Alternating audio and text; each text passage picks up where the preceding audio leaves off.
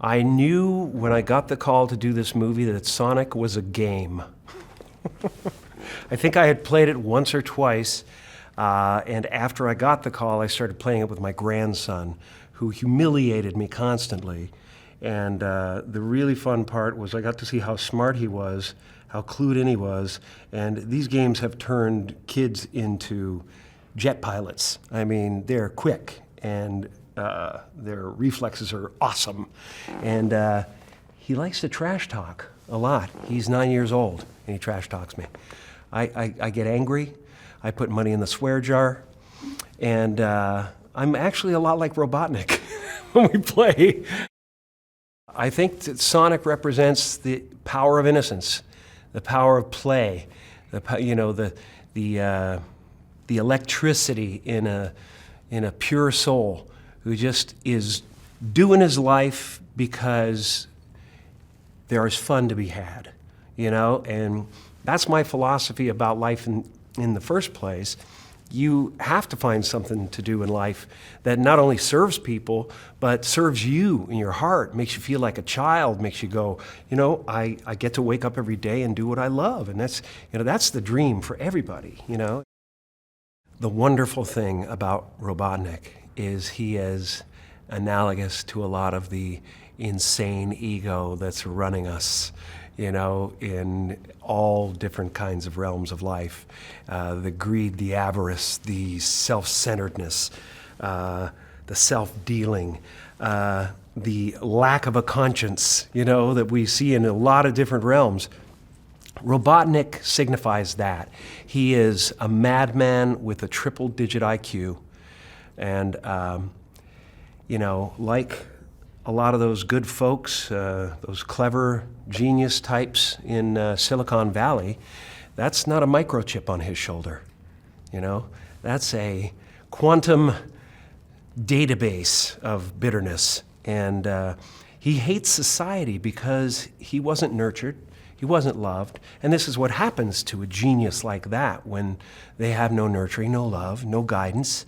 And that's what he's become, the epitome of that. He hates the world because the world abandoned him. And I see him as somebody who wants to be the warden of a mechanized prison that captures the consciousness of the world. And Sonic is a power that he needs, because if you control the power grid, you control the world.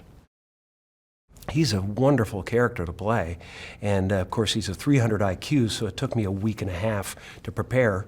But it's just wonderful. And all it really comes down to is he wants to be special to somebody, only it's gone megalomania for him. He wants to be special to everyone. In fact, he wants to be the king of everyone. And, another thing he really, really wants is to be able to get a latte the way he wants it, with Austrian goat's milk. Robotnik is a little tiny piece of nothing in his own mind, and he's blown himself into gargantuan proportions. He is as smart as heck, he is the smartest one in the room, but there's smart, and then there's spiritually dumb. And I'm sure you could take a lot of the smartest people and put them in a room, and when it comes to life, they can't carry water, and that's kind of it. He lives through his invention. He wants to capture the world and the world's consciousness and control humanity with his machines. And of course, we're not dealing with any of that, are we? So I think I'm kind of right in the zeitgeist with this character. I just dealt with him as an ego out of control, as somebody who believes themselves completely separate from the rest of the world, and so he must conquer those who betrayed him. It's wonderful to be able to physicalize that evil, that self-centeredness, that constantly acting as if there's a spotlight on you, and everybody's really interested in what you have to say. And if they're not, they must be banished. I think that it became a physical dance, and that's why we had that kind of weird dance sequence in it. It's very edgy. And the music, Evil Grows, was something I heard when I was a child, And I said to Jeff, what about that song, Evil Grows? Evil grows in cracks and holes and lives in people's minds. Evil grows in the dark. And it's kind of a cool song that I grew up with, but I didn't know if it was big in America or anything like that. And they all knew the song. I guess it was a hit everywhere. And they said, oh, we'll throw that on, see what happens. And it was perfect. It was just the perfect thing for Robotnik. And at the same time, we found out, shooting in Vancouver, that it was a Vancouver band that had written and recorded the song. And so it was just really cool kismet, We brought that back from the Netherlands. I'm just having so much fun, honest to God. It's a great, fun part to do. And you get in the gizmos and the gadgets and stuff and fly around in that ship, and they've got that on a crane, and they're manipulating it and stuff, and you're just kind of got to imagine the whole thing. It's a real blast. I really liked it, really enjoyed it. They were a great bunch, wonderful, creative group of people, and everybody was open.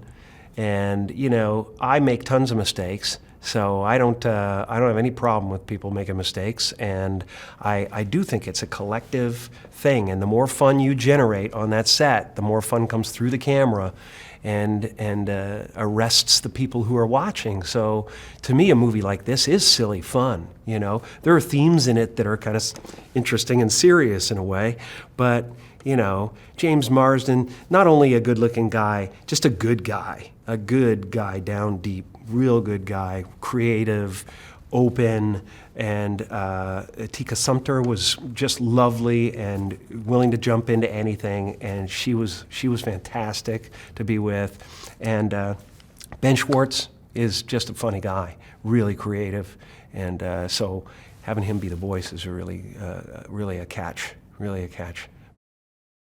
Hey, stay with me for more on comedy movies. Now, the top 5 highest grossing comedy movies of all time are The Hangover Part 2, Meet the Fockers, The Untouchables, Bruce Almighty, and Home Alone. Now, what's your favourite comedy movie? Do you have one? Let me know in the comments below. And also, do you like my shirt?